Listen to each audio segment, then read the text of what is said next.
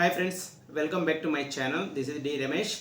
So ముందుగా అందరికీ wish happy independence day అండి. ఈ యొక్క ఆగస్ట్ 15th ఇండిపెండెన్స్ సందర్భంగా సెంట్రల్ గవర్నమెంట్ అయితే పోస్ట్ ఆఫీస్లోని ఇన్సూరెన్స్ స్కీమ్ అనేది ఆర్పిఎల్ యొక్క పాలసీ ఓన్లీ గ్రామీణ ప్రాంతం పరిమితి కాకుండా ఇండియాలో ప్రతి ఒక్కరూ అప్లై చేసుకోవడానికి ఆగస్టు 15 నుంచి ఎవరైతే అప్లై చేస్తారో వాళ్ళందరికీ ఎలిజిబిలిటీ ఉందని చెప్పడం జరిగింది. సో అయితే దానికి సంబంధించిన రూల్స్ ఏంటి, కండిషన్స్ ఏంటి, ఇవన్నీ మనం ఈ వీడియోలో మాట్లాడుకుందాము. అయితే ఇలాంటి లేటెస్ట్ అప్డేట్స్ కానీ ఇలాంటి లేటెస్ట్ ఇన్ఫర్మేషన్ కానీ మీ దగ్గర రావాలి అంటే మన ఛానల్ అయితే సబ్స్క్రైబ్ చేసుకోండి.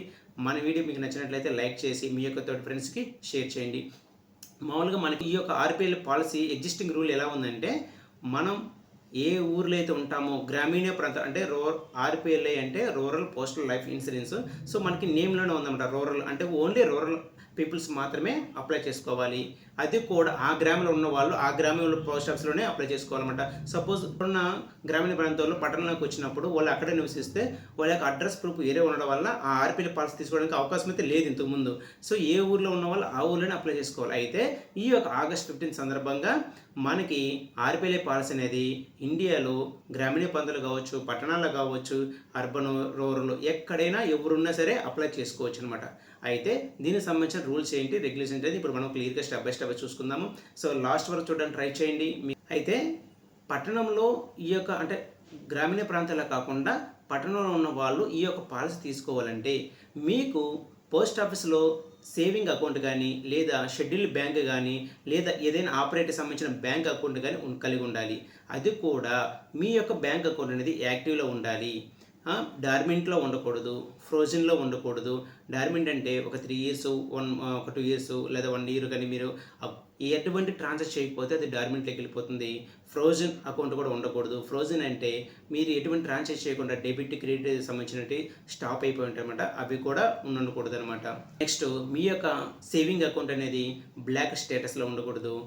నెక్స్ట్ మీ యొక్క ఎస్బీఐ అకౌంట్ అనేది క్లోజ్డ్ స్టేటస్లో ఉండకూడదు. అంటే మీరు ఎటువంటి ట్రాన్సాక్షన్ కానీ ఒక 5 years కానీ చేయకపోతే అది ఆటోమేటిక్గా క్లోజ్ స్టేటస్లో ఉంటుంది. సో నాకు బ్యాంకులో అకౌంట్ ఉంది, పోస్ట్ ఆఫీస్లో అకౌంట్ ఉంది కదా అని చెప్పి మీరు ఈ యొక్క ఆర్పిఎల్ పాలసీ తీసుకోవడానికి అవకాశం లేదు. అయితే మీరు ఈ యొక్క ఆర్బీఐ పాలసీ ఎప్పుడైతే తీసుకోవాలనుకుంటున్నారో అప్పుడు వరకు అంటే మీకు ఏ రోజైతే తీసుకుంటున్నారో అంతకుముందు ఒక 24 months లోపల కానీ మీ యొక్క సేవింగ్ అకౌంట్ కానీ బ్యాంక్ అకౌంట్ కానీ యాక్టివిటీ స్టేటస్లో ఉండాలన్నమాట.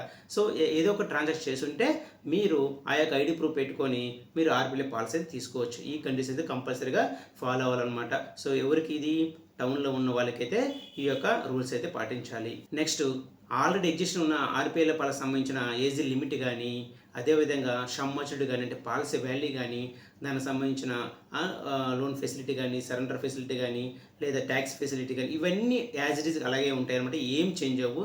సపోజ్ ఇది కానీ మీరు కానీ ఫస్ట్ టైం కానీ ఈ యొక్క స్కీమ్ గురించి మీరు తెలుసుకోవాలనుకుంటే సో దీనికి ఏజ్ లిమిట్ అనేది 19 సంవత్సరాల నుంచి 50 సంవత్సరాలు ఉన్న వాళ్ళు ప్రతి ఒక్కరు అప్లై చేసుకోవచ్చు.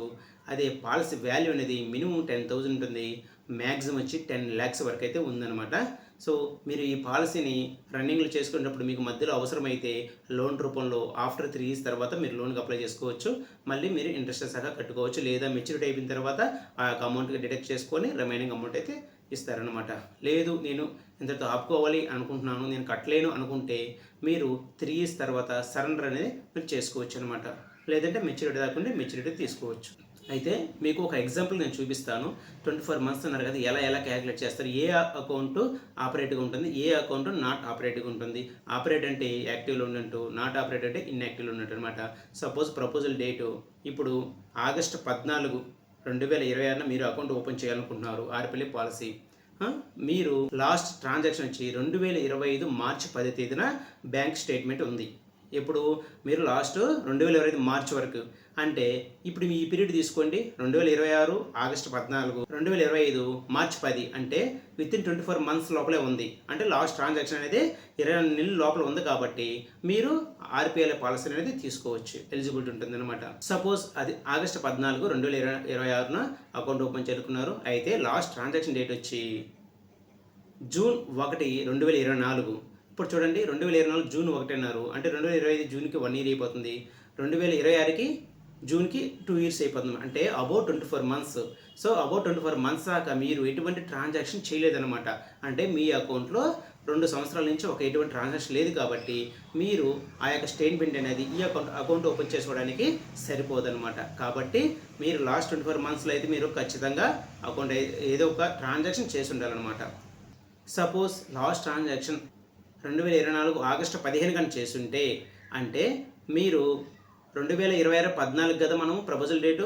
సో 2024 ఆగస్టు 15 అంటే 2025 ఆగస్టు 14కి 1 ఇయర్, నెక్స్ట్ 2026 ఆగస్టు 14కి 2 ఇయర్స్ అనమాట. అంటే కరెక్ట్గా 24 మంత్స్ అయింది. సో 24 మంత్స్ ఉన్నా కూడా మనం అకౌంట్ అయితే ఓపెన్ చేసుకోవచ్చు. మీరు ఒకటే గుర్తుపెట్టుకోండి, మీరు ఏ రోజైతే ఆర్పిఎల్ఏ పాలసీ తీసుకోవాలనుకుంటున్నారో ఆ రోజుటికి 24 మంత్స్ దాటిందా, 24 మంత్స్ బిలో ఉందా. సో 24 మంత్స్ బిలో కూడా ఏదో ఒక ట్రాన్సాక్షన్ చేసి ఉండాలి. అది ఏటీఎం ట్రాన్సాక్షన్ కావచ్చు, లేదా బ్యాంక్ ట్రాన్సాక్షన్ కావచ్చు, ఏదో ఒక స్టేట్మెంట్ అయితే ఉండాలన్నమాట. బ్యాంక్ అకౌంట్ కానీ పోస్ట్ ఆఫీస్లో అకౌంట్ కానీ మీకు యాక్టివ్లో ఉండాలి.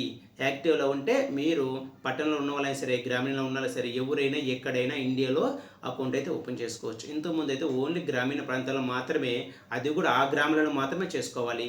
ఒక స్టేట్లో ఉన్న వాళ్ళు ఇంకొక స్టేట్లో చేయడానికి లేదు. ఇది ఆర్పిఎల్ పాలసీ. అదే పిఎల్ఐ పాలసీ అనుకోండి, ఎక్కడైనా చేసుకోవచ్చు అనమాట. సో ఈ పాలసీకి ఆర్పిఎల్ కూడా ఇలాగే చేసుకోవచ్చు అని మనకి ఈ యొక్క ఇండిపెండెన్స్ సందర్భంగా ఆగస్టు 15న సెంట్రల్ గవర్నమెంట్ నుంచి మనకైతే ఆర్డర్ రావడం జరిగింది. సో ఇది చాలామంది గుడ్ న్యూస్ చెప్పొచ్చు. ఎందుకంటే ఎంతో పేదవాళ్ళు ఎక్కడికడికి వెళ్ళి పని చేసుకుంటారు, వాళ్ళకి ఇన్సూరెన్స్ పాస్ అవ్వండి, మళ్ళీ వాళ్ళ ఊరికి వెళ్ళి చేసుకోవాలంటే కష్టం కదా. అదే ఇప్పుడైతే ఎక్కడైనా అప్లై చేసుకోవచ్చు, ఎక్కడైనా ఓపెన్ చేసుకోవచ్చు అనమాట. రిజెక్ట్ చేయడానికి లేదండి. కావాలంటే వాళ్ళకి మీరు ఆర్డర్ కాపీ కానీ చూపించుకోవచ్చు. నేను కూడా మీ స్క్రీన్లో చూపిస్తాను. అయితే మనం ఈ అకౌంట్ ఓపెన్ చేసేటప్పుడు నార్మల్గా మనము ఒక ఆధార్ కార్డ్ జెరాక్స్, ఒక పాన్ కార్డ్ జెరాక్స్, ఒక ఫోటో, నార్మల్ గ్రామీణ ఉన్న వాళ్ళకి ఆర్పిఎల్ పాలసీ సంబంధించిన డాక్యుమెంట్స్ ఇవి తీసుకుంటాం.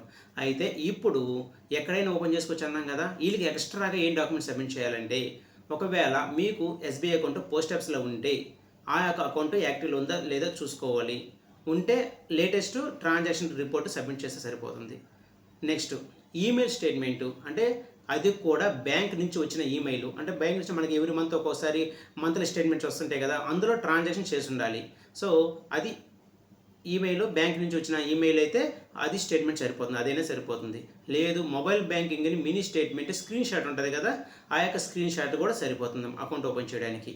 Next ATM statement. మనం ఏటీఎంకి వెళ్ళినప్పుడు లాస్ట్ ట్రాన్సాక్షన్ మినీ స్టేట్మెంట్ తీసుకుంటాం, ఆ ట్రాన్సాక్షన్ ప్రింట్అవుట్ తీసి ఇచ్చినా సరిపోతుంది అన్నమాట. దాన్ని జెరాక్స్లో పెట్టినా సరిపోతుంది. నెక్స్ట్ పాస్బుక్ ప్రింటింగ్, పాస్బుక్ పైన ఉన్న జెరాక్స్ అయినా సరిపోతుంది. అంటే దీన్ని బట్టి ఏమర్థమైంది మీకు, మనం పట్టణంలో ఉన్న కానీ ఎవరైనా సరే, గ్రామీణ ప్రాంతంలో ఎవరైనా సరే ఆర్బీఐ పాలసీ ఓపెన్ చేసుకోవాలంటే మినిమం పోస్ట్ ఆఫీస్లో ఉన్న అకౌంట్ కానీ, బ్యాంకులో ఉన్న అకౌంట్ కానీ లాస్ట్ 24 మంత్స్లో ఎటువంటి ట్రాన్సాక్షన్ చేస్తుంటే ఆ యొక్క స్టేట్మెంట్ అనేది జెరాక్స్ కాపీ ఒకటి పెడితే మీకు ఆర్పిఎల్ పాలసీ అయితే తీసుకోవచ్చు అనమాట.